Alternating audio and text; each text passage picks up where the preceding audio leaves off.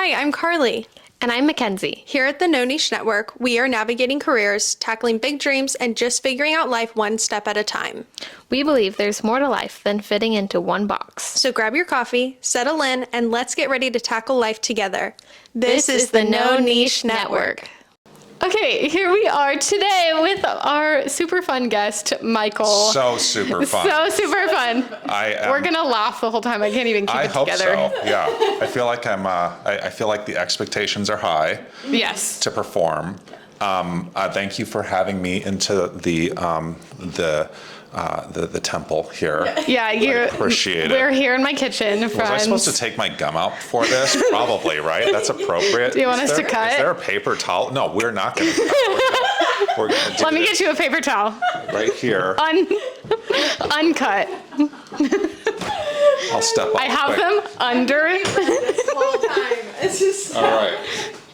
Okay, join the chaos. We don't do cuts, actually. Of course, there's no cuts. Okay, wow, this is raw. Okay, I'm feeling nervous now. Okay, Michael. Okay. How do we know one another? Yeah, we know each other because we got to work together in the best job ever. In the best job ever. We know each other from the tourism sphere. Yes. Let's just put it that way. Yeah. So we were an incredible team. We are. We're not even. It's not even funny how Michael became my is. work big brother. Yes, and Makenzie became the person that would, when I'd walk in the morning, I'd gauge how the day would go because depending on Mackenzie's mood. I do the same thing. Yeah. Yeah. What? Yeah. She shows it really well. She's in such a good way. She's a human mood ring. Terrible.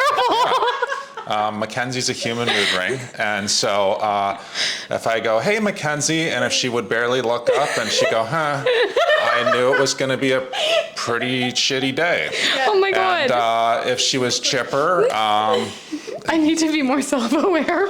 yeah, it's okay. I like you how you are. So You're good. No. But no, that was how I. Yeah, no. So we work together, and Makenzie is hands down one of the top people I know in the Napa Valley for making partner events happen, and so we created that relationship, and then I got to meet all of you through the Young Professionals and another amazingly talented individual, and now you guys are rocking it. It's like everywhere I go, it's like they have met one of either both of you or one of you, but we have a great relationship. I mean, you're family to me at this point, so it's like seriously, I'm now in the house. So You've been christened. I feel very christened in the abode. It's a nice place, and other than you were even approved. It only rains inside sometimes. It only rains inside sometimes, but other than that, it's gorgeous. It's a gorgeous little place. But thanks for having me. And it's a pleasure to be here, and always so proud of everything you're doing. And you're a rock star. Both of you are amazing at what you do. Thanks for having me by. Yes, Michael's also our biggest fan. You're like our cheerleader. I'm like their biggest I feel fan. like I kind of like Michael's worked my way in here. Once this is over, I don't even know what I'll. Yeah, no, I'm very, very supportive of you both. You do great things, and you're smart, and you're driven, and you're passionate. And I wish I had an ounce of that when I was your age. So yeah, Thank you. I was in Hollywood, drinking and partying and. Well, we want to really know more about that. Oh, you do. This is the No Niche. This is the No Niche. Gosh. And yeah. So Michael is in marketing. You just started your own agency. I just started of right now. Yes, I just launched. So I've worked independent most of my career in essentially the marketing sphere. My background is I used to work in feature film, and now I know you know a lot of this. This is background on me, but I used to work in the feature film industry. I used to work at Paramount. I used to work in creative development in my 20s when I was your age. And then I remember smoking cigarettes and walking through the lot of Paramount going is this my dream? As it was a 12-hour day, and I was living in the Weinstein years where people were super abusive to you, just abuse was normalized. And so it was it was just a hard environment. And then all my friends were in the film industry, and a lot of them still are. Almost everybody I know is in reality television, actually. And, but that, cool. Yeah. Oh, yeah. I have a ton of very successful friends in production. Some of my close girlfriends. I have this group of 7 women in my life who are my soul sisters from high school. They are So all. we can have them on the podcast Oh and God, they would talk talk about so much all shit of their. about me. Oh man. Oh, perfect. Oh, We dude. can have a girl talk session. They are the biggest shit talkers. Yeah, we all use the F word gratuitously, and no, but they're all moms now and have kids and stuff, and we all stay in touch. We're in touch every day. We all have a long text chain going all the time, and occasionally I think I'm the last one to not officially get married yet, so they're all waiting for Officially. the last officially. Yeah. Yeah, so they've kept me in line over the years. But I have a lot of friends in that whole realm, and then got burned out with that. Moved up to the Bay Area because I have 2 sisters, slightly younger than I am, and they were like, "Well, come up to the Bay Area. It's like real jobs and stuff." And that was in the late 2000s when there were real jobs still. And sorry, you guys just missed it. Yeah. And Darn. yeah. I like having a not real job. Yeah, no, me too. you have to have 4 jobs now. That's just the way it works. But Well, That's yeah. true. it's okay. 2 unpaid. but- There Yeah. you go. Yeah. It's Yes. not how we are. So, but anyway, moved up to the Bay Area, and I was working at a number of .coms and startups and basically kind of fell into. I tried to escape production, but ended up being pulled right back into it. And then I started an arts website called Warholian in the late 2000s, and it kind of blew up. I had about 500,000 people a month following the website for about 4 years. If you've ever run a insane. blog style website, the cost is very expensive, but it was great. We were covering San Francisco, Los Angeles, New York, and we were basically covering the whole street art realm, basically when street art was hot, we covered all of that. So it was really cool, but the reason I bring that up is because that taught me a lot about. First off, I was the cheapest and best photographer I knew of. I was most affordable. So that's how I started shooting a lot for people just for my own content.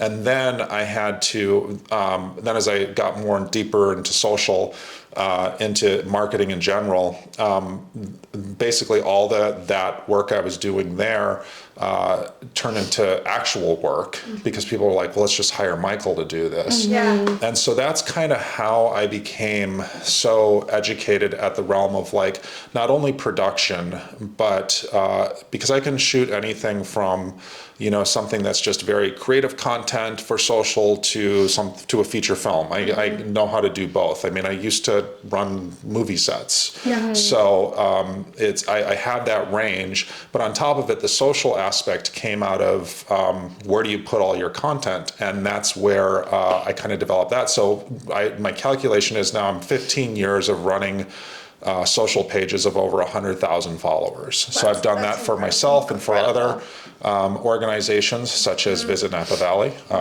It may be a place we may have both worked at, but that's how I understand that sphere and how I know what I'm doing within it. And so that's usually where I help clients. And Napa Valley Creative Agency is, I've been independent my whole life, but the thing is, I have so much work coming in these days that I had to figure out how to scale a little bit to be able to take that on. And when you start bringing in other contractors to help you with work, you just kind of have to be grown up for the first time in my life and like actually have an agency. So.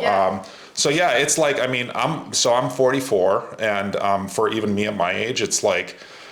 It's a step because you're having to manage your clients you already have, plus you're starting an official business and you're having to operate in a different capacity. But tax write-offs, that's what it's about. So and you got to be smart. So so it's been good.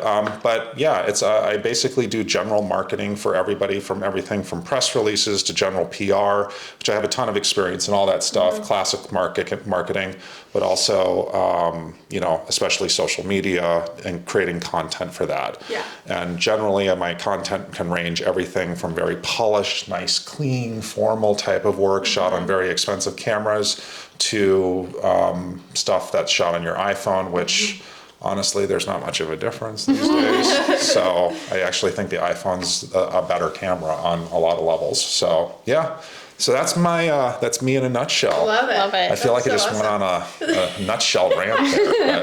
But That was a good, It like, answered so many of Yeah. my questions. yeah, love it. that's who I am, and really, there's not much else to me. No, I have a lot of other fun, quirky things about me too. So, like a collection of mustard stuffed animals. I only have one. Okay, all one. First off. Only Michael one. had one on his desk one day, and I will never let him live Okay, it down. So this is this harkens back to my art world. There's a woman, an female artist. I think she's out of. I don't want to misspeak, but I think she's out of New York or Brooklyn or something. She does these amazing felt stuffed. She basically like recreate a store. Like a grocery store. Yeah, she'll like recreate like a grocery store, like a small bodega or like a 7-Eleven or something. And like all the candy bars and everything you'd see in the entire store are all made out of felt and they're all detailed and stuff. And so when you go to like the art shows and she has these installations, you can walk into the store and buy any of she'll have multiples of everything and you can buy them. And so Makenzie one day said, what's with the felt stuffed mustard container? Because it's like literally a Heinz classic mustard container. That's so funny. For some reason, that's the one that spoke to me the most. That's great. So it's a piece of fine art, Makenzie. It is. And It's a really cool idea. it's a great idea. It's just a great thing to. But it is one of those things of once you have it at home, what do you do with it? And so it sits on my shelf, and yeah. Does it bring you joy though? Yeah. Well, See, then you Marie that's Kondoed like- it. Yeah. Fine. Okay, I'm a collector by trade. Since this is the first time I told anybody about this. People close to me kind of know this. Jessie, Jessie, my other half, she knows this she knows this better than anybody. But I like stuff. I like things. I like objects and things to decorate your home. Like these little. Aren't they so cute? They're pretty cute. Oh my god, I'm obsessed with my new bunnies. Yeah, I like the change jar. I like things. I like stuff. And I see all objects as like little pieces of artistry. So since I've been a kid, when I was a kid, I was like this collector. I like to collect a lot of things. And I grew up collecting comic books and trading cards. But I also started to get into like toys when I was a kid, like vintage toys. And then I started learning about like flipping things and like making money through that way. So I turned into like this little flipper and I still do a little flipping on the side. But like, so I like to go to, on the weekends, my favorite thing to do is to go to what is it called? The Antique Society out in Sebastopol. It's the number one, I don't want to give away all my secrets, but it's kind of like the number one antique mall in the North Bay. And then I like to go to the Marin flea market. I like to go to the Alameda flea market because you just find like the craziest. San Francisco has such a history, this area. And when you go to those, there's like stuff from like all the Victorian homes, all the wealth that was here that has been just like, and as a photographer, I'm into collecting like vintage photos. So you'll find stuff it's just history at the end of the day. Right. So consequently, I have a lot of shit. And I don't know how else to put it. I have a lot of stuff and I should not have. Sounds like you need to hire a professional organizer. Dude, I have thought about you many times. Like that may be a thing that happens because I have a lot of stuff that and then on top of it, I'll these days I've gotten a little cleaner with what I like to collect. But I just love like finding objects that are kind of rare or unique. I know a lot about art and antiques. And so, I can go into a flea market and I can find something that most people wouldn't think has any value to it. And I can take that thing and I like to make, if I'm going to flip it, if I'm going to find something to buy and flip, Jessie doesn't understand this about me, but she'll be like, why'd you buy that? And I'll be like, you'll see. And then I'll be like, that thing I bought that's super random, that like iron pig I bought, the iron pig sculpture, it was $300. I just sold that for $300. So I could do these little flips. Okay, do you actually follow through and actually flip them and sell them? I do my best. Okay, so no. So let's see. let's put it this way. All right, I will probably flip. Let's see, when I can, because it's like you buy something and then this is what I try to do these days. Let me clarify. What I try to do these days is if I find an interesting object that I want to flip for monetary, I will try to get home and try to like take that object and list it on eBay or Mercari or one of those right away. So you're listing it. You're not actually like restoring it or anything like that. No, I don't have time to do that. Okay, Actually, okay. that's something that's changed with me. Before I used to do that type of stuff, but now I'm more into like reselling. I look for things that are really nice examples of something. So like that's the one thing you can find at like secondhand places. Even if you go to antique stores and stuff, you can find an object that it tends to be about the. This is an antiques podcast, by the way. But it's about, You thought we were talking about marketing? No. we're talking about what I care about, which is basically It's antiques the and no collectibles. niche. Wait till we get into comic books. Oh boy. Actually, there's no money in that. That's collapsing quick. So, but anyway, yeah, no, I like to find like things that are like for instance, I was at the flea market the other day, or the last one I was at, and there was like a Mickey Mouse from like 1920, and it's this little wooden Mickey Mouse from 1920, and it was a toy, but it was like $80. They sell for about $400 to $500. So crazy. But the condition on it was a little worn, and it's like, well, can I get that for it? And I probably could buy it, and I might be able to flip it for $200, but I'm going to sit on it for a bit. So this is going so deep. Yeah, we're But so deep. I can see Mickey glazed Mouse out, like, what is he selling. talking about right now? Anyway, Tell us about Hollywood. I try to tell us about this plays into Hollywood. Mickey Mouse from Hollywood. Yeah, So, true. Leads me to my next question. Which leads me to here's the segue to stop talking about antiques and collectibles. But anyway, I look for like condition, and then that's generally like, then it's more easily flippable. But I tell everybody, that goes with anything. You can, this day and age, we all have to hustle so much, and if you are like short on money, man, I cannot. So you want to talk about Hollywood? I have been broke in Beverly Hills. I lived in Beverly Hills, and I used to remember scraping together change just so I could go buy a pack of cigarettes. I've been talking about smoking. I didn't smoke that much, but I used to scrape together change, and I used to remember walking Rodeo Drive like late at night, and I probably paid like $500 a month rent, and I lived with 2 other women at that time.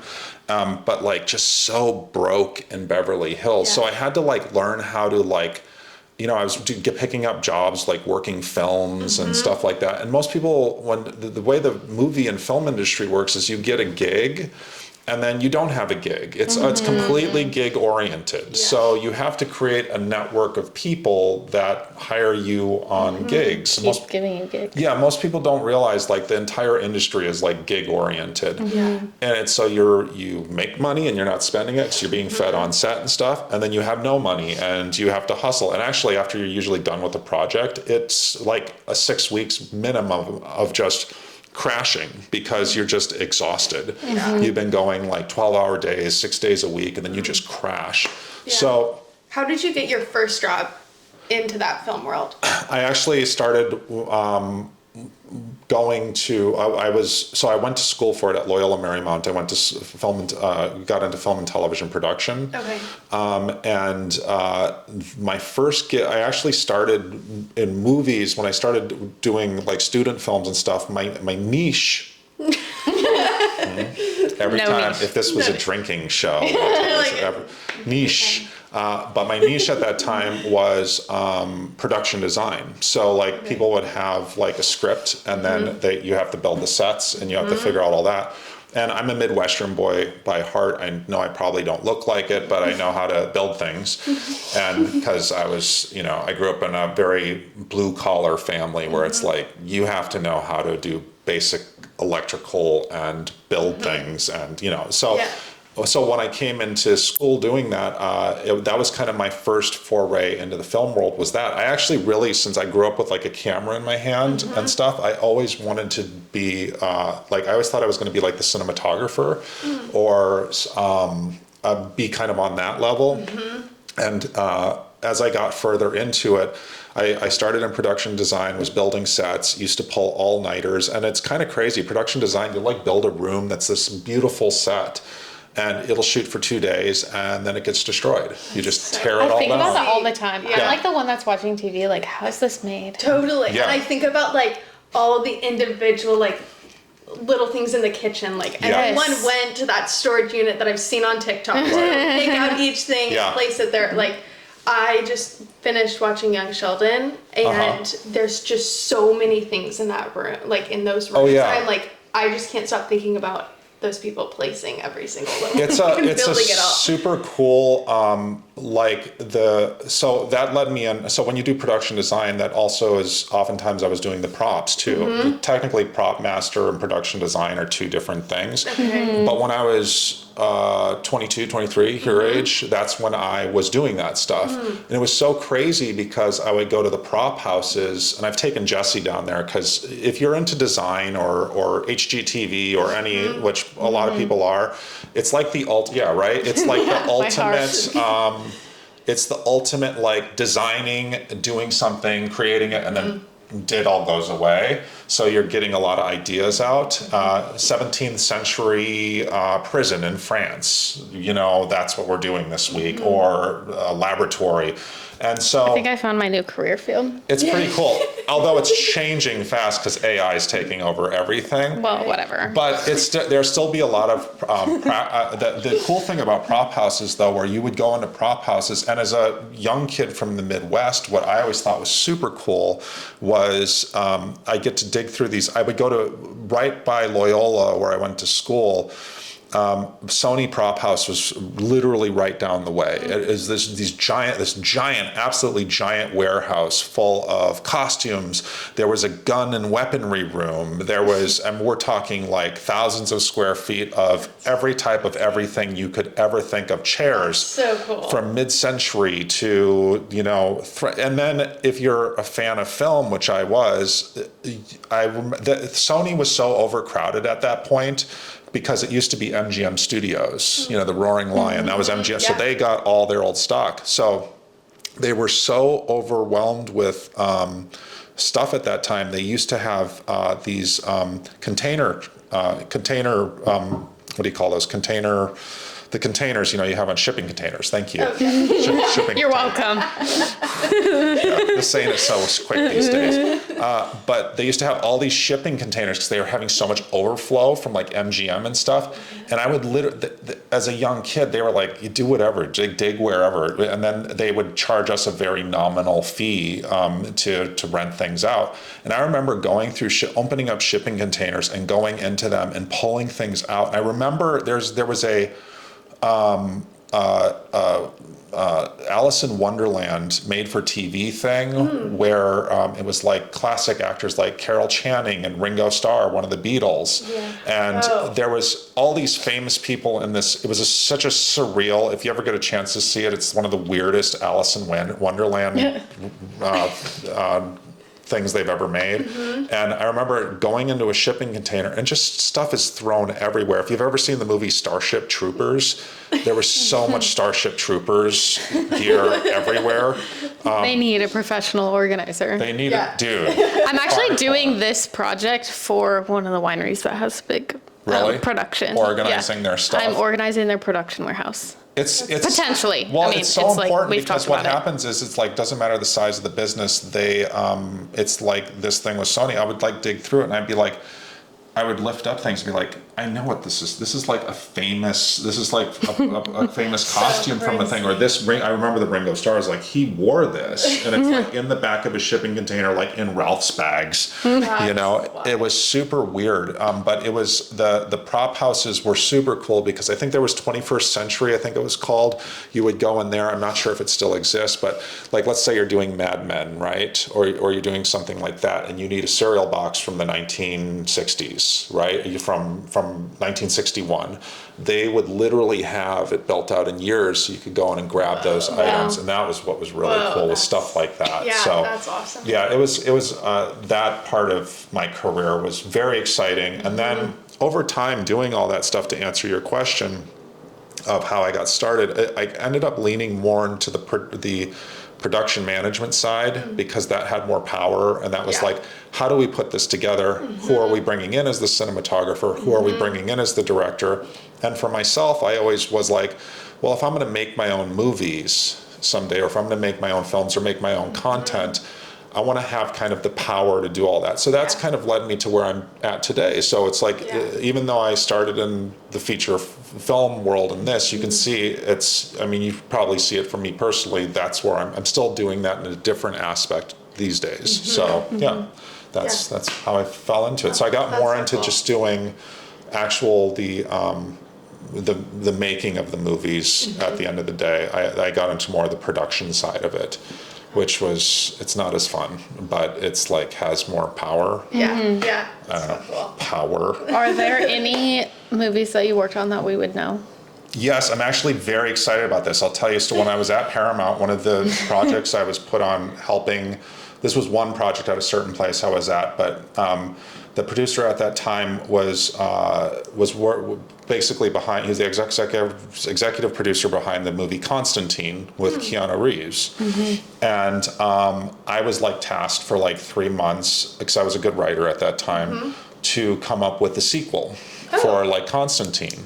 And so I had to read, Constantine is based off a comic book, DC comic books, it's actually Vertigo, but a comic book series called Hellblazer. And I hope I'm right. I'm pretty sure it's Hellblazer. And I had to read, so for instance, what I would do is like, so let's say the movie did $75 million on opening weekend. That way our production company could go in at that time and then secure, we could go, oh, here's a sequel idea. Here's all of our sequel ideas that we haven't mined from all these other comic books. So for 3 months, I had to read like every comic book out there of this series, and then pull all those ideas together and then go, okay, so this is, if we do this sequel, this is what it might look like.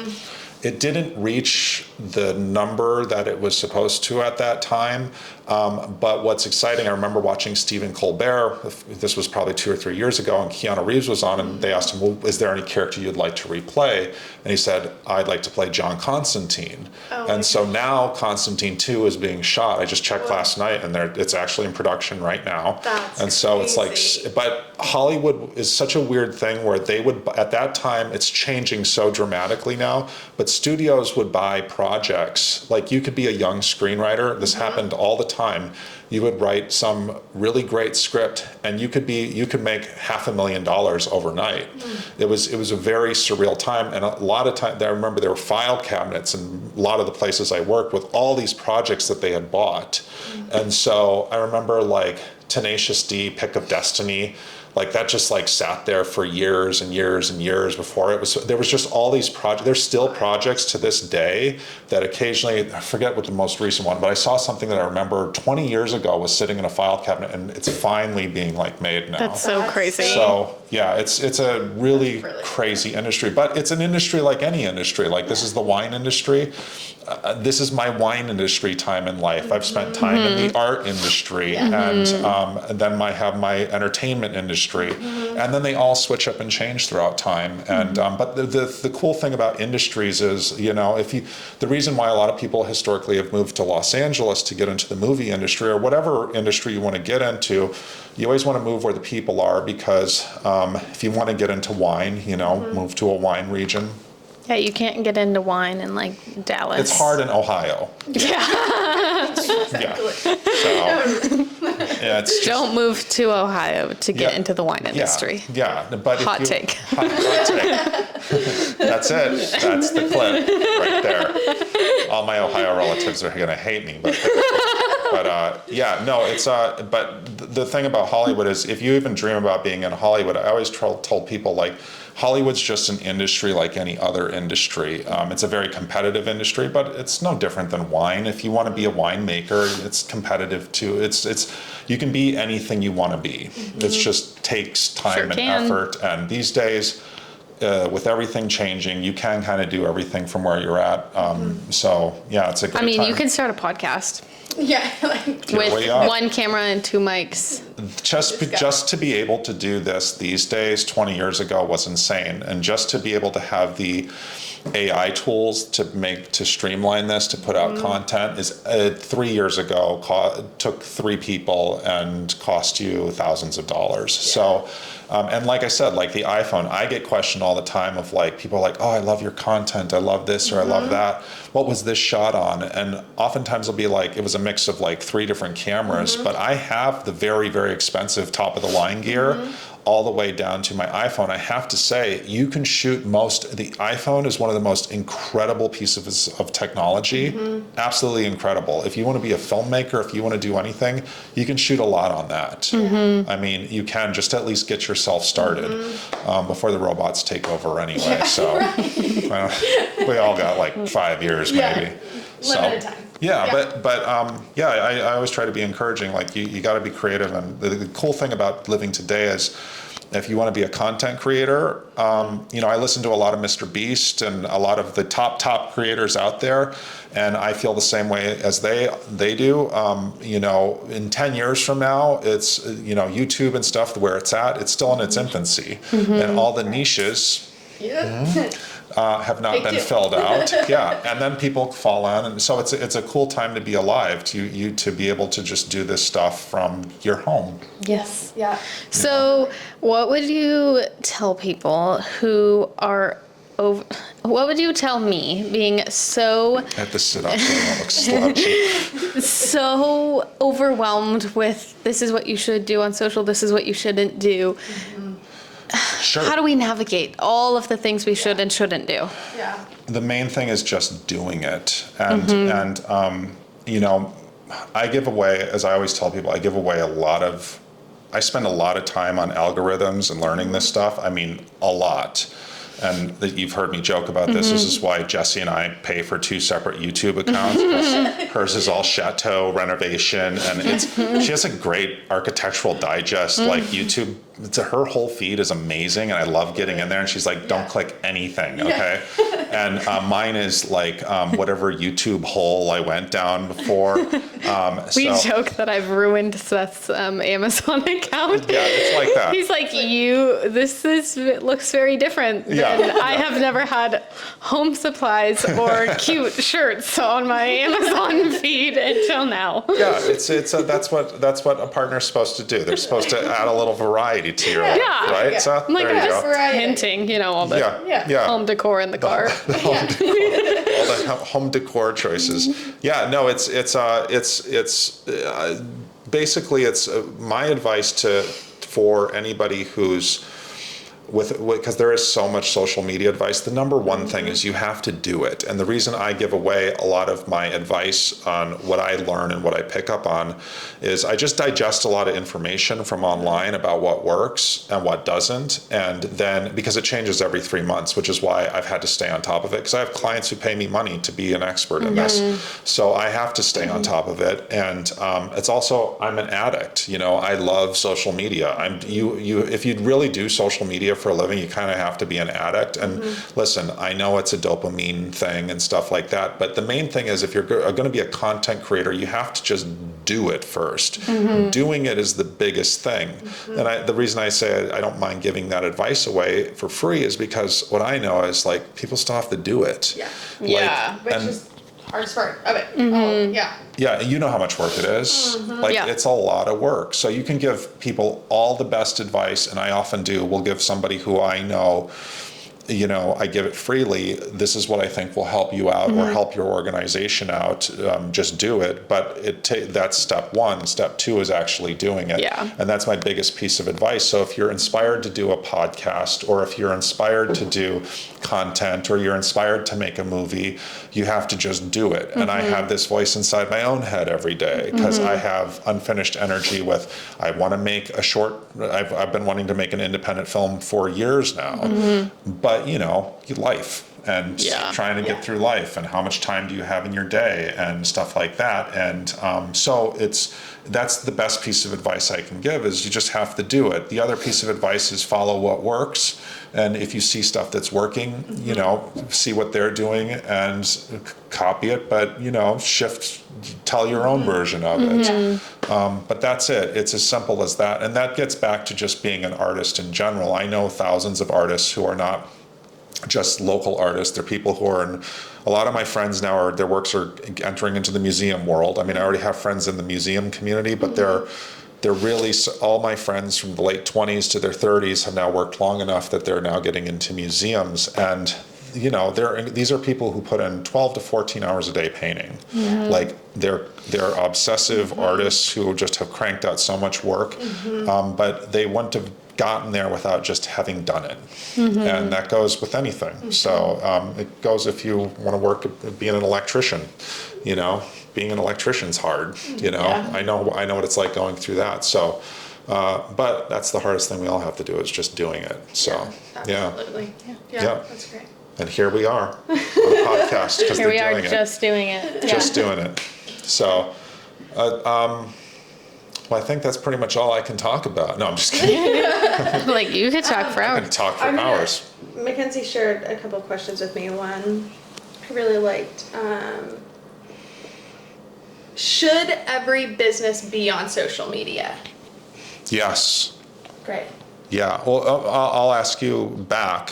Since you generated that question, do you have a thought of a business that shouldn't be on social media, and why? So, okay. Because this obviously this was a conversation. Yes, personal. Oh, for So my business, all of my leads, all of them come from word of mouth or referrals. So managing that has been challenging, or just like having control over that. Right. Ultimately, I think in the time that I wrote this question and now, kind of the answer of that is yes, my social media is more like a reminder to my current clients or people that I know about my business, so that then they can share with their friends, or, you know, the video that I post that they send to their people. But it almost takes the pressure off. Like, I know that my Instagram's not generating leads. People aren't necessarily booking me through my Instagram pages. But also, maybe that's because I'm not doing something right on Instagram. So Yeah. So I'll use that advice I'll give you an example of me directly right now, because Jessie, my other half, who understands marketing pretty well herself, since I just launched my agency website, I don't really have anything up on it. And she brought up a great point of, like, when she gets references now. Why is that? Because I'm inundated with work right now. I haven't had time to build that out, and really that's just a place where I need to share my portfolio, right? Yeah.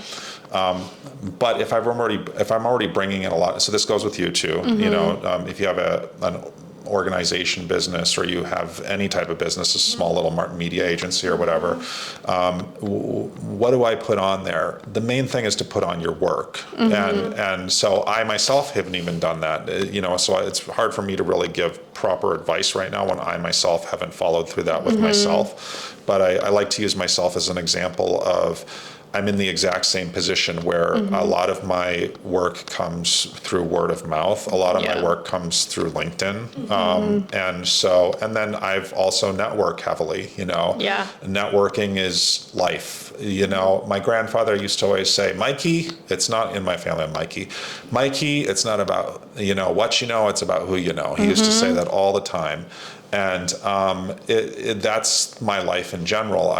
You know, your life is all about your relationships. That's all that matters in life. At the end of the day, in a very short period, we're all dead.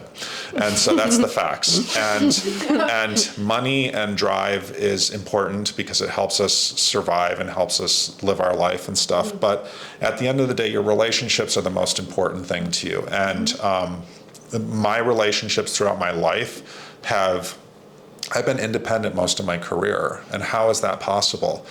It's because I'm who I am. And you have to always think, since we work in such a hospitality industry, you have to always remember you're always front facing to the world with your friends and your family.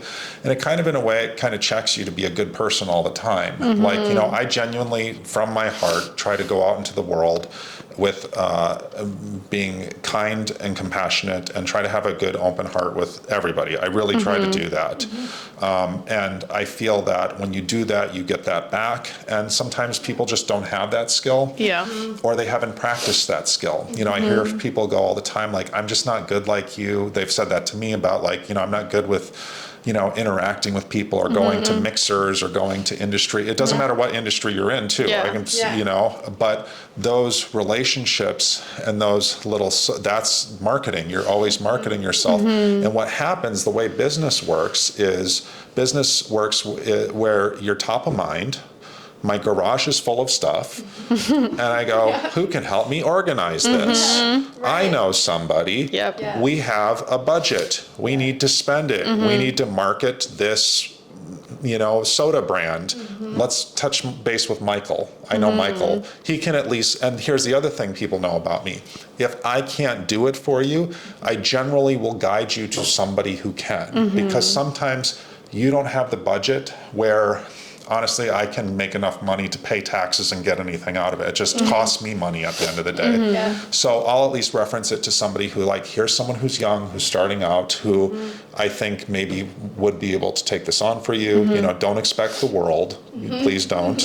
But I think you two might be able to work together. And so, but with your operation or anything you're doing, the one thing with your business is you have to always think of your business as a portfolio. And so I was just talking to a friend here locally who's becoming a real estate agent. So we've all seen real estate agents. What the hell do you post on a real estate agent's social media page? Hey, Mom, listen in. Yeah. So yes, you can post the properties, right? But this one was a challenge to me because I was like thinking like, how do you work as a real estate agent? I'm only bringing this up because this was like a challenge of like figuring out, okay, if I'm going to give her good advice, what's the advice I'd give her?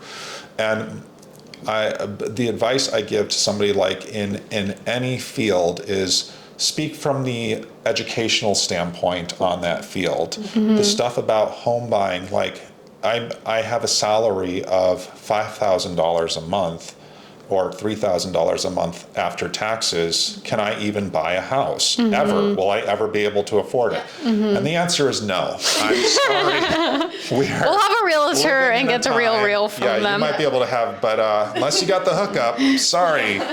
Save every penny. Yeah, you can move to Rome though. Rome's got some amazing apartments for about 170 euros. So, but it's a interesting time, and so I always tell people always focus. So like, let's say I like bringing up the electrician aspect because that's a very blue collar type Yeah, thing. how do you market an electrician company? I would be, if I were an electrician, I would speak as an expert about like, here's just, I'd open up an outlet here and say, this is what a basic wiring on an outlet is. You can change out your own outlet. This is what it looks like. Now, if you don't feel comfortable with it and you don't want to get electrocuted, you can hire someone. me. You can always hire a professional. So smart. But this is just basic stuff that you go to Home Depot and you buy those, do it at home. I would speak from an educational standpoint. Same thing with a real estate agent. It is more important. You will get a bigger following from speaking from an educational standpoint because you're giving something to the community of viewers.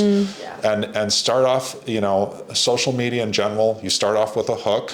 You start off with a really quick, you have 3 seconds to capture people. And that's before they swipe on. That's the human brain. That's as fast as it works. It takes 3 seconds for it to look at something, observe, and then flip. And what's funny about this, I was watching some classic marketing piece.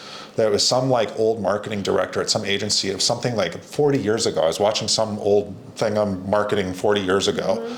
And they were saying, you have 3 seconds to, and I was like, that's so funny. I say this with social all the time. Yeah. And it's like, that really gets down to like humans, that's just as fast as the brain can Right. see, interpret, and make a Yeah. decision. Oh, that's Well, in the teaching videos, that also establishes you as an expert in that field. Exactly. So you're like, oh, she knows what she's talking about, or he's really Right. smart at that. Like, and And- if you're posting it, you can see the work too. Right, and like there's examples like the real estate agent who's kind of well known at this moment from a social media standpoint. She's I don't know if you've seen it, but she basically is doing like hide and go seek inside the place. Yes, they're I've seen so those. funny. Yeah. That's Just like brilliant. be creative. Yeah. You can always do creative, fun stuff like that. I think if you're a local real estate agent, speaking very local centric, is going to be of most value to the people who are in your circles. Yeah. So if Right. you're even an electrician talking about even local issues or talking about things that would pertain to your industry from a local standpoint, the more valuable the educational aspect should never be undervalued for content. That is the number one driver of content all the time. That's why most of the Napa Valley content, tourism content, which tourism content's a new sphere for me. I mean, I at Visit Napa Valley, I think I did a count of how many reels. I think I created 180 So reels many. in the time I was there for Wow. every brand in the valley. Yeah. And that's not including bigger video pieces and smaller Yeah. stuff. And sometimes it just did edits on things for people. But it was like, it really And that was in like a year, right? That's year like and a half, 100 in year video. and 6 months. And so the thing that tourism is an interesting thing because you're trying to encourage people from other places to come to where you're at. And it's a fun challenge. And the other thing about why I'm so passionate about the Napa Valley, I love the Napa Valley. You know this, but I'm saying this just for context. It's a beautiful place. It's a beautiful place just in itself to live. And I have so much deep respect for so many of the absolutely insane people come here and want to be in the service and hospitality industry because you're all they're crazy people. But I love them. I love them because these are my friends and my family and people who the amount of respect I have for them for wanting to provide visitors a good experience. It's like such a honorable thing of like when you go on vacation, you'll notice when you go on vacation somewhere, you'll have an interaction. For instance, coming to Napa Valley, someone will go to a wine tasting, they'll interact with a really good host, and they will remember that person Totally. for 20 years. Yeah. They will remember That's that very one true. interaction because we don't get that many vacations in life.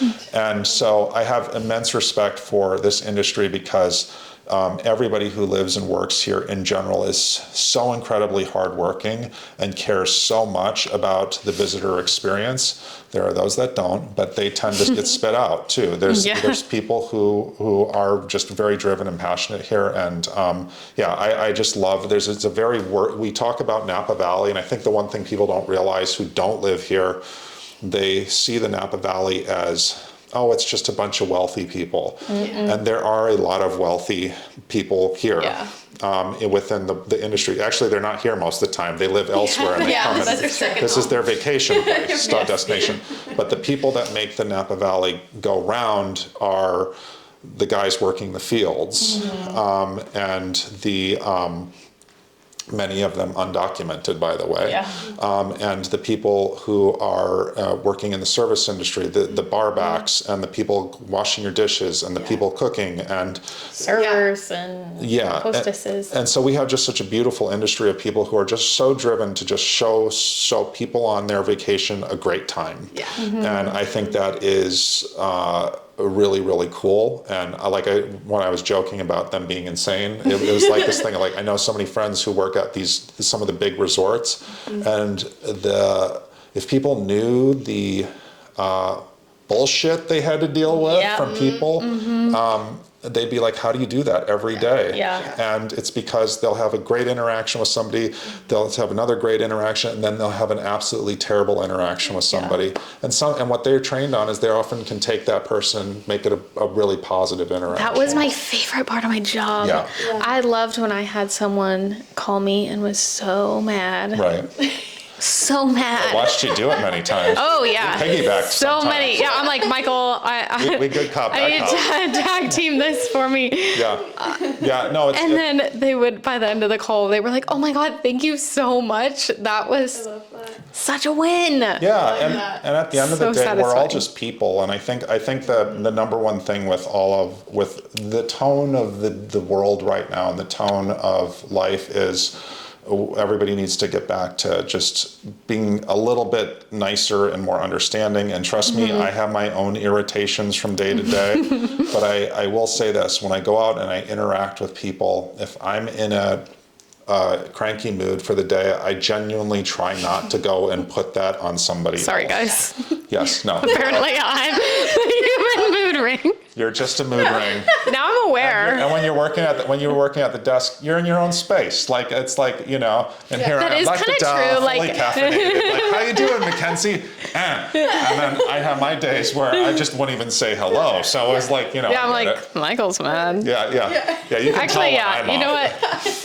what? There was definitely like we all like the vibe of one person definitely extended. I think also like our Yeah. desks were so damn close to each other. Yeah. So like literally like felt- I remember like the person sitting next to me, if she's in a mood, I'm gonna be in a mood, you know? Yeah, well, and But if you're in a happy mood, I'm gonna be in a happy mood. you all infect one another with Totally. your personality and who you are, and this goes back to business in general. If you want to be successful in business, this is something I said somewhere else. It's something I like to say, especially about Napa, but any business or anything anywhere is like the better of the more you excel to just try to be a decent person on the outside and just try to understand that everybody's just trying to get by, because that's the truth of life. Everybody's just trying to get by. The more business that will bring you. And I think the thing is, like in the Napa Valley, I think what's forgotten a lot of times here locally is you will have somebody who is very wealthy and they'll own a winery. I'll go specifically wine industry, but it goes for a lot of different things here. They'll own, like, let's say a winery. And this happens all the time, and they're abusive to a member of their staff because for some reason, this industry, there's this thing of like, oh, well, I can just talk to you that way. And it's like, it's so prevalent here. It's ridiculous. And what they don't understand is that person, our community, the cool thing about the Napa Valley is we're so tight because we're locked in by the mountains and we have like 4 roads in and out. So everybody knows. That's concerning. Yeah, right? It's a little scary. I've never thought of that. Yeah. But there's like everybody knows everybody here, right? And like the millionaires know the people. Everybody knows everybody. Yeah. Like I know billionaires here. Like I know billionaires. I know millionaires, and we all have to interact. And the thing is, I think what's lost on people who have a lot of money and own these properties, and sometimes they don't live here, they just own something, and then they treat a member of staff terribly. Well, what happens is they forget that person is generally part of a broader community, and then everybody talks shit about you. Yes. And then guess what? You can't hire good help. They're like, we can't find any help. Yes, because your reputation precedes you, and it hurts your business. And there's a number of circumstances where I heard of somebody being abusive to staff, irrationally abusive. I understand if someone screws up or something, but just irrationally off. And how they were trying to like make a business thing happen later on, not realizing that the person that they were their underling, who they considered nobody, was the relative of the guy who owned the places that sold them grapes. And it's like, I'm not doing business with them anymore. And that was millions of dollars. Yeah. And so there's this just whole, you always want to, especially locally here, you want to operate from just, your reputation is, it precedes you here, and it's heavily, and that goes though, I think, everywhere. And I think the more people understand that, the better of a person you try to put out into the world. Right. Moral of the story, don't be a crappy human. Yep. Be nice. Be kind. Yeah. And we all have our off days, and apologize if you do have What's off that day. golden rule? Treat others how you want to be treated. Yes. And you will It's be so simple, treated but, that like, way. Yes. Yeah. It's not often done. I know you have more questions. Sorry. Let's get to your. No, yeah. I have. I think we kind of covered a lot of that. Yeah, I think I have one more just to wrap our last question. Let's But I do don't it. know what it was. Oh, every business can up their marketing game by. Fill in the blank. Every business can up their marketing game by, let my synapses fire quick for a second. This is Yeah. like Chat GPT, it's Mike GPT. Give me a second, it's Yes. rendering. It's loading. Processing. I'm Mr. Social Media. And so, as Mr. Social Media, I cannot not talk about social media. That needs to be your new handle. Yeah, Mr. Social Mr. Media. Social Media. Mr. Social Media. I'm sure that's not taken. But as I tell everybody, I'm very big about the Gary Vaynerchuk way of talking about the Gary V. Many people know Gary V. Yes. Love him.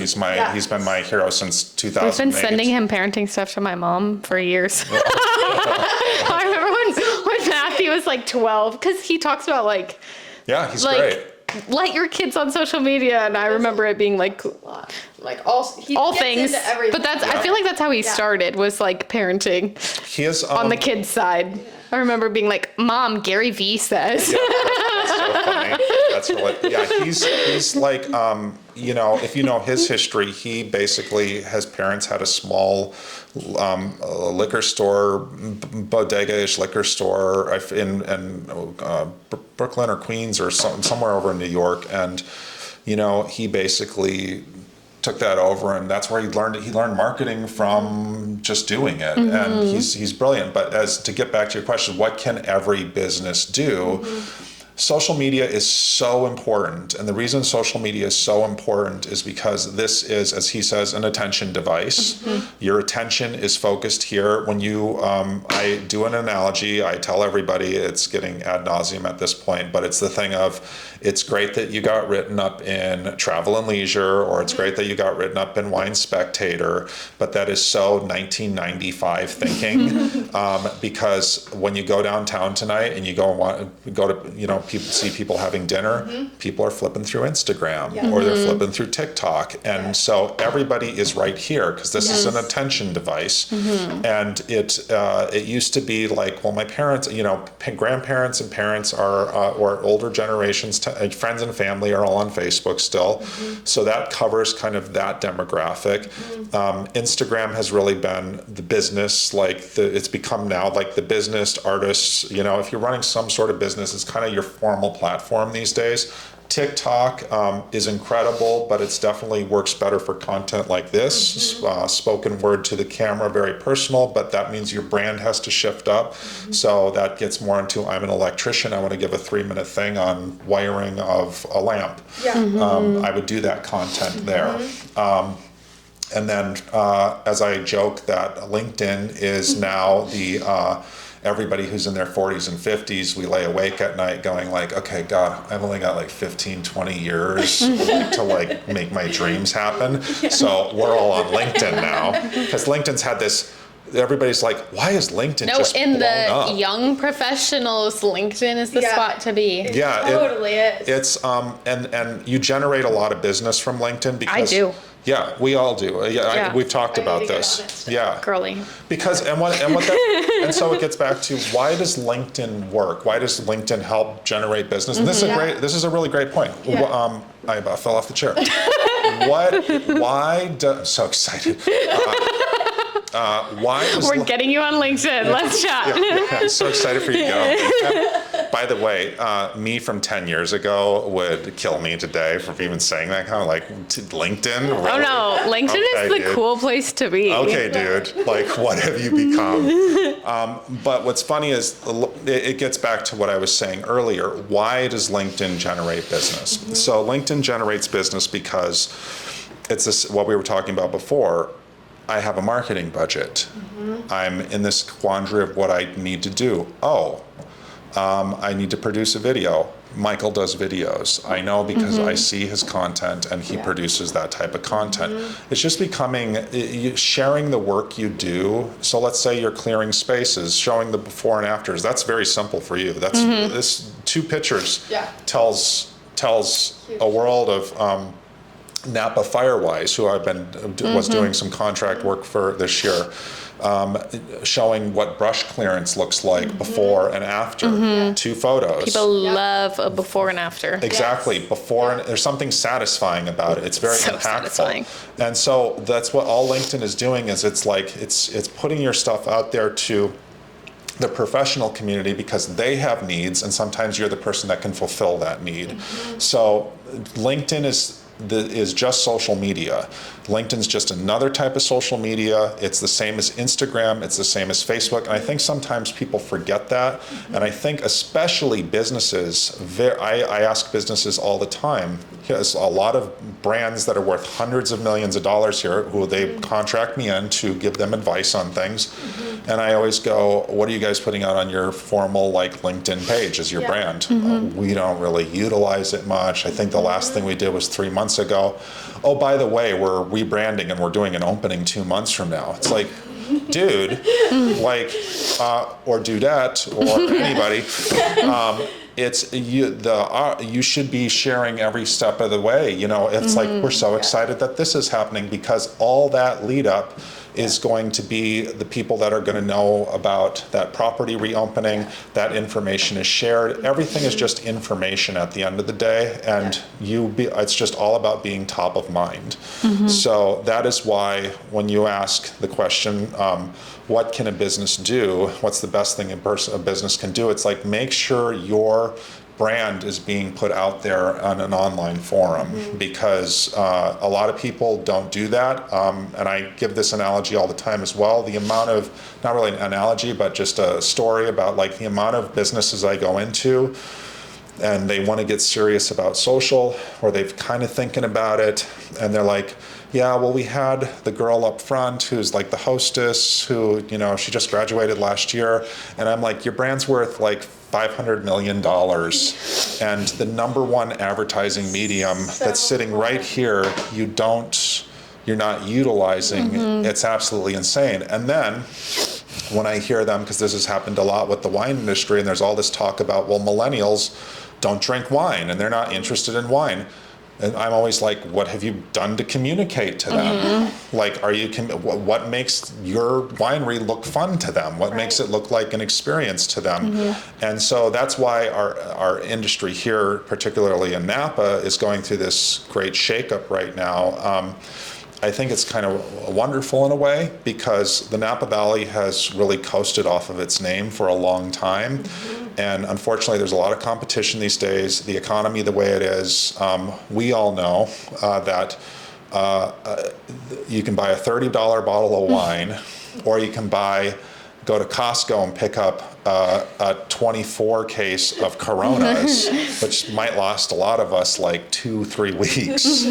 That's just going to stretch longer. And wine still has its place. At the end of the day, it's been drank for thousands of years. It's not going to go away, but they just need to switch up the way they do things, and they need to start communicating to people where they are, and they're here, and the younger generations are here, and then you have to be able to communicate them, and you have to maybe sometimes step away from your brand standards that are very formal and like, you know, perfect. We want to look exclusive. We want to look like Chanel or Dior. We want to have that vibe. But it's like, yes, but that advertising only gets you. Social media doesn't work that way.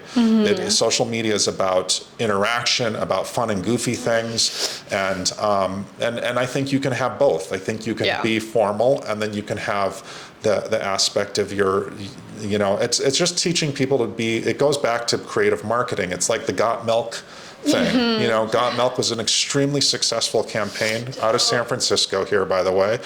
And we all remember that 20-something, 30 years later. And every brand can do that. It's a cool time for marketing. I think when things get tight, the economy's tight, there's not as much money going around, brands are starting to collapse. It's a great time for marketing, because that just means the best marketing is going to come out now, because they're forced to. And that's the only reason I say it's kind of a good time for the industry, because there's a lot of opportunity to do really cool creative things. And then you're going to bring in younger people, and you'll bring in, hey, I want to go up there. It looks fun. Totally. So that's how it works. Yeah. Cool. Awesome. Well, our last question. Yes. Oh, I'm so excited. It's a surprise. Okay. What is something that you are excited for or looking forward to? Truly excited for? Let's see here. It can be so simple and so big. Okay. Wow. This is a big question. Loaded question. It's something that I'm very excited for. Or, well, I don't know. Is this like a personal thing? Sure, it can be anything. What's What's the first thing to your mind? I really like going to flea markets and stuff. It sounds so simple, but it brings me so much joy. I'm a very simple person at the end of it. No, I'm not as simple, but Jessie would like laugh at the show. You're not simple. I heard her in my mind. You're not simple. I don't know. I would like to do more traveling. I was fortunate enough for the first time. In my career, I've gotten the ability to travel a lot in my life, much more than most people, mostly because I was independent and I was able to have either clients that fell in line with, and also the main thing is time. And life goes by so fast. And I think the thing is, your generation is really realizing, they go, oh, they don't want to work. And it's like, yeah, they don't want 2 weeks off a year. Yeah. Yeah. That's insane. Yeah. Because I know what it's like to be stuck in an office, because I've had many of those jobs in my life, and you're like in a time warp, and you're just in the same office job all day long. And I think what's going on with the world right now is there's a whole thing of like, am I going to work this hard and then I can not even buy a house these days, and then I don't even have time to like go on vacation with the little money I have. Right. And so for me, I was fortunate. I haven't traveled in years, and I'm used to traveling quite a bit. And I got to go to Italy this past year to a friend's wedding, and we built a trip around that, and it was really exhausting still, but it was like, I don't know, it's just travel is so life-giving and healthy.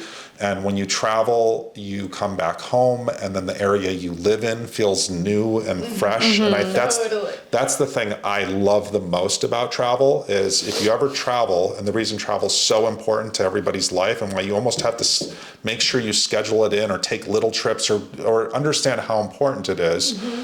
Because when you get back home, that feeling you get for 3 or 4 days where you're like, I live in a cool place. And it doesn't matter where you live. You can live in the Midwest in a little farm town. You start seeing little opportunities, and you think about business in a different way. And that's because it's just life exposure. And so I'm excited about traveling more, hopefully, in my life. And travel scares me as well, because I'm also a little bit of a hypochondriac, so I like to have hospitals and stuff close by. So, but, whatever. You're going to die someday. So whatever. I mean, why not die in Italy? I love that. And with that. Actually, they have great hospitals there, so Italy was a good one to go to. Yeah. So, but thanks for having me by. Thanks so much. This was so fun. This has been fun. I always feel weird in these because it's a lot of me talking, but I appreciate. That's the point. I know, it's such a weird. One day I'll have you on my podcast. Yeah. Which is coming. I don't know. I haven't come out with my podcast. Just do it. Just do it. It's going to be called "Just Do It." That's a tagline that's never been used, and nobody will by any brand ever. I can't think of a brand that's used that. I know. So weird. But thank you for having me by. I'm exceptionally proud of both you, and keep doing what you're doing. You're two individuals who, like, in the Napa Valley. I'm inspired that you are the age that you are, and that you understand networking. And I don't think you even think to do it. I think you just are those people. I know that of you. And all that means is we're all just chatty people. So that's true. So that's it. Exactly. But yeah, keep doing what you're doing and rock on. And thank you so much for having me. Thank you. Okay. Thank you, guys. Thanks for tuning into the No Niche Network. We hope today's episode left you feeling inspired to explore all the possibilities in life. If you enjoyed this episode, don't forget to subscribe, like, and leave us a comment. It really helps us reach more listeners and keep the conversations going. And remember, we love hearing from you. Follow us on social media at the No Niche Pod and let us know your thoughts, questions, or topics you want us to dive into next. Until next time, keep exploring, keep growing, and don't let anyone put you in a box. This This is the No Niche Network. See you next time.